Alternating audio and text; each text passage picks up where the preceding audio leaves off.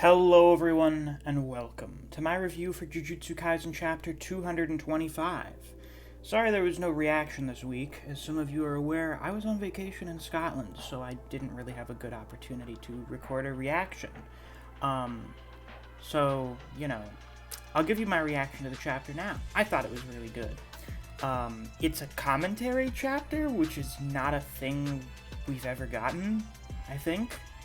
And I'm not sure if it's a thing I ever recall seeing anywhere, because typically commentary is something that's just sort of intertwined into fights.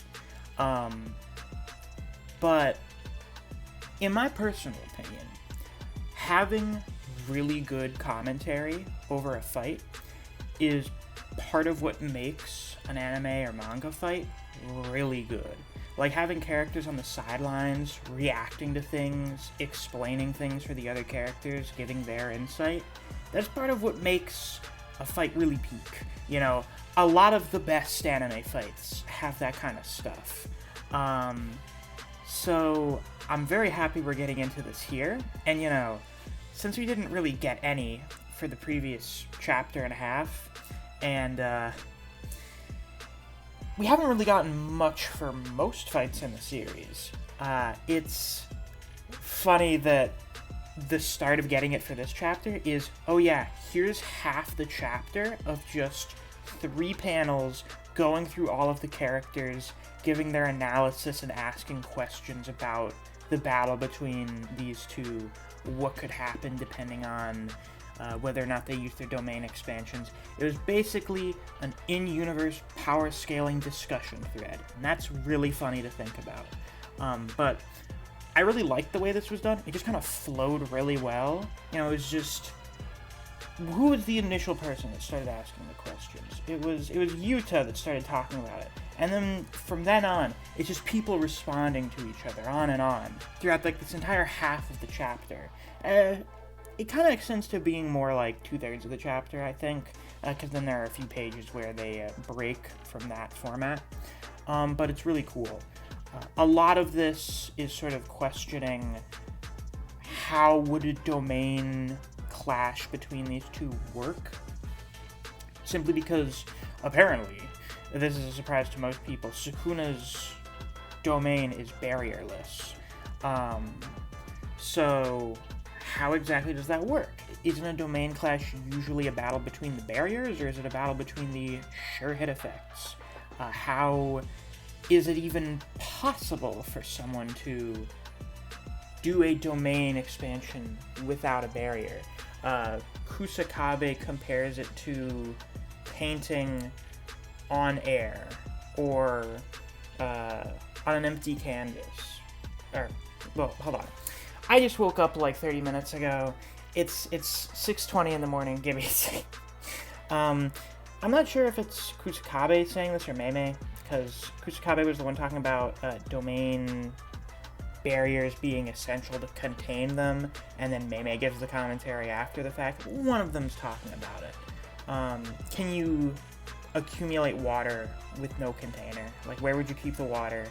Can you paint on the air? Can a flower blossom from a seed with no stem, roots, or leaves? Like, will just a flower appear? Typically, the answer is no. However, I do believe the painting on air thing was the comparison used in Shibuya for Malevolent Shrine. I'm pretty sure that was the comparison that was made. So I like that little bit of consistency, if I'm remembering it correctly. And Maki mentions how Megumi's domain didn't have a barrier, but Kusakabe explains that as him using existing physical barriers to conjure his domain upon. So there's still some sort of barrier for the domain. There's something enclosing it. I think it's possible that what the likes of Sukuna and Kenjaku are doing when they cast a barrierless domain is that they are probably using, I don't know, air particles for their barrier. If a domain needs some kind of barrier to exist, and can't just be conjured out of nothing. Which, who knows, maybe it could be. That was kind of the assumption. But from what Kusakabe is saying here, and Kusakabe may not be correct, because, you know, Kenjaku and Sukuna are over 1,000 years old. They're from the golden age of Jujutsu sorcery. So if there's a way to do it without barriers, obviously they would know how to do it. But if he is correct, I think they are literally using the air molecules to function as the barrier for their domain, which is mind-boggling to think about. Also, we get confirmation that yes, indeed, Sukuna was using domain amplification this chapter. I'm very, very pleased with that. I love being right. So, shout out to me 2 weeks ago, and shout out to anyone else who correctly guessed that. Anywho, we get to the domain clash. The domain clash we have been waiting forever to see. The spread where they both say domain expansion is really cool. They're both at like a Dutch angle, which I really like. It just makes them look really crazy. Big fan of it. And then we get, as per usual, a really amazingly well-drawn Malevolent Shrine. Gojo's standing within it, like at a lower level than Sukuna. As you can see, some bits of Unlimited Void sort of trying to manifest here within the shrine. Gojo looks like the challenger here. He looks like he's standing up to the big bad evil guy. This is the first time since, I guess, Hidden Inventory to some extent, that Gojo has looked less imposing than the person that he's fighting. And, you know, there's good reason for that. Because even though within Gojo's barrier, the power of their domains is evenly matched, Sukuna's domain expands outside of Gojo's barrier. So we wondered, to some extent, what happens if you summon a domain that has no barrier against one that does have a barrier? And it seems like it just also exists outside the barrier, or at least the effect of it does. So, what happens when a domain with a smaller range is caught inside one with a bigger range? Well, that means that the effect of the bigger domain is able to attack the barrier of the smaller one.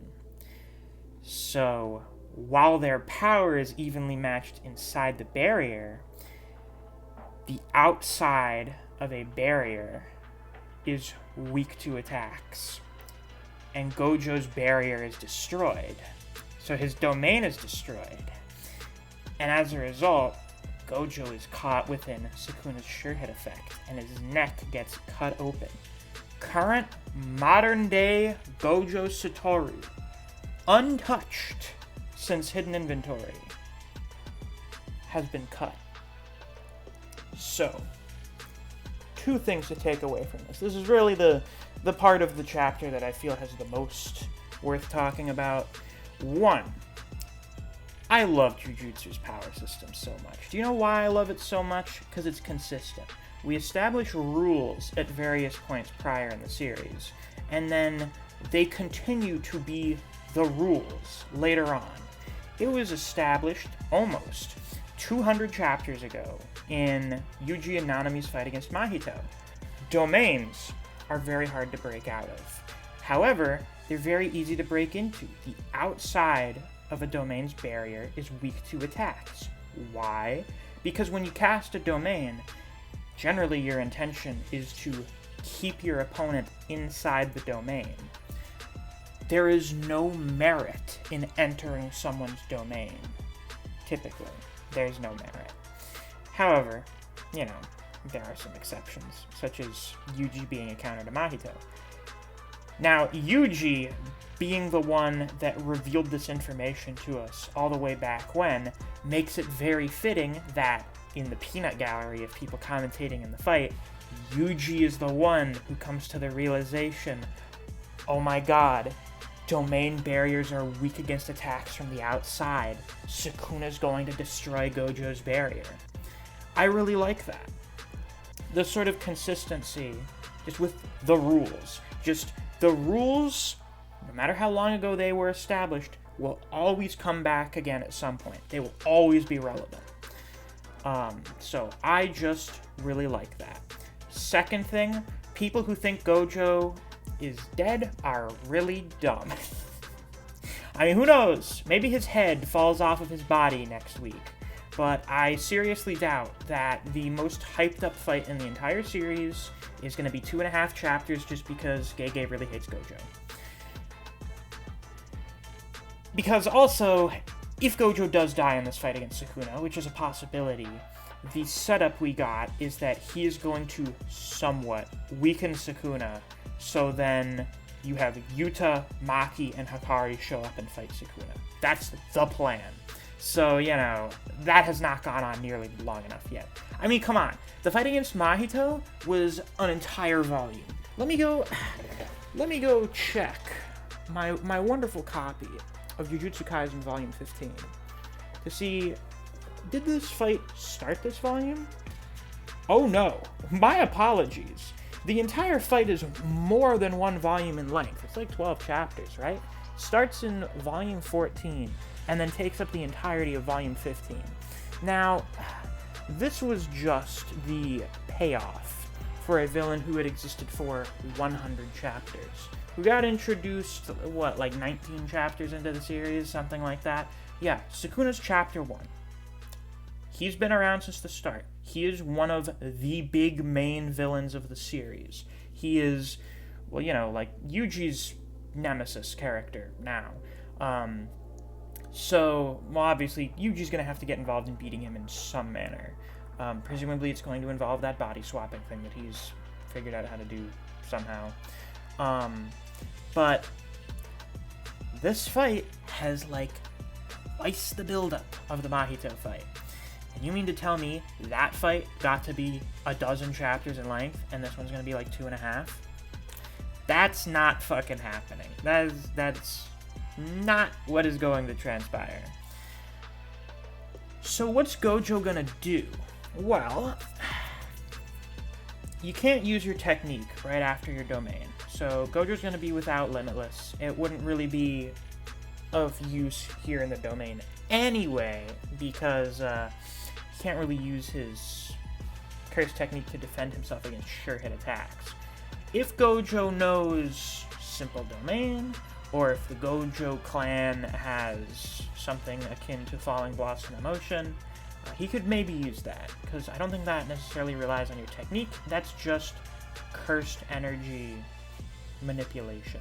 Also, I don't know if it's just me, and I can't tell, his neck muscles are fairly pronounced in other panels, but it's very clearly that, you know, Sukuna cut one of the veins there. I don't think he cut the jugular, though. So, you know, he hit one of the big veins, but he didn't hit, like, the big artery in Gojo's neck. You know, assuming that random person on Twitter is correct. Maybe they're not. I don't know. Gojo could do that.